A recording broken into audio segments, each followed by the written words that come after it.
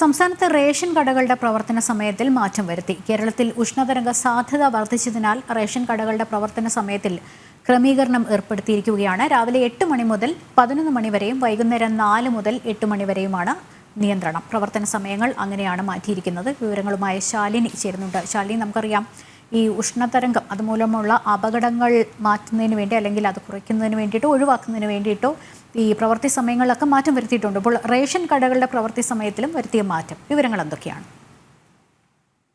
ലക്ഷ്മി, സംസ്ഥാന വ്യാപകമായി ഉഷ്ണതരംഗ സാധ്യത നിലനിൽക്കുകയാണ്. ഈ പശ്ചാത്തലത്തിൽ കൂടിയാണ് പല മേഖലകളിലും നിയന്ത്രണം കടുപ്പിക്കുന്നത്. രാവിലെ 11 മണി മുതൽ 3 മണി വരെ പുറംപണി ചെയ്യുന്നവർക്ക് നിയന്ത്രണം ഏർപ്പെടുത്തി സംസ്ഥാന സർക്കാർ ഉത്തരവിറക്കിയിരുന്നു.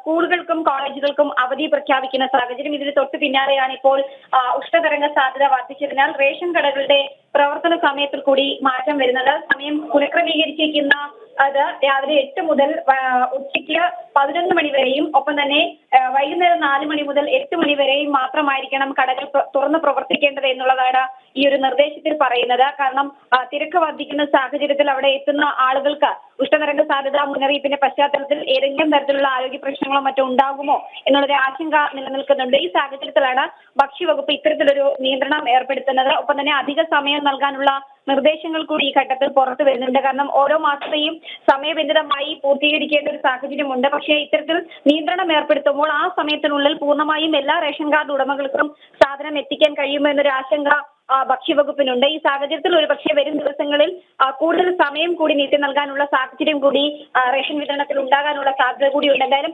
സംസ്ഥാന കടുത്ത നിയന്ത്രണത്തിലേക്ക് പോവുകയാണ്. പാലക്കാട്, കോഴിക്കോട് ജില്ലകളിൽ അല്പസമയം മുമ്പ് വന്ന ഉഷ്ണതരംഗ സാധ്യത മുന്നറിയിപ്പ് റിപ്പോർട്ടിൽ 2 ജില്ലകൾക്കും ഉഷ്ണതരംഗ സാധ്യത നിലനിൽക്കുന്ന ഒരു പശ്ചാത്തലം കൂടി ഉണ്ട് എന്നുള്ള മുന്നറിയിപ്പ് കൂടി പുറത്തു വരികയാണ്. എന്തായാലും സംസ്ഥാനം കടുത്ത നിയന്ത്രണത്തിലേക്ക് നീങ്ങുന്നു. ഒപ്പം തന്നെ ജാഗ്രത കൂട്ടണമെന്നുള്ളതാണ് സംസ്ഥാന ദുരന്ത നിവാരണ അതോറിറ്റിയുടെ മുന്നറിയിപ്പ്. ലക്ഷ്മി, ശാലിനിയാണ് വിവരങ്ങൾ നൽകിയത്.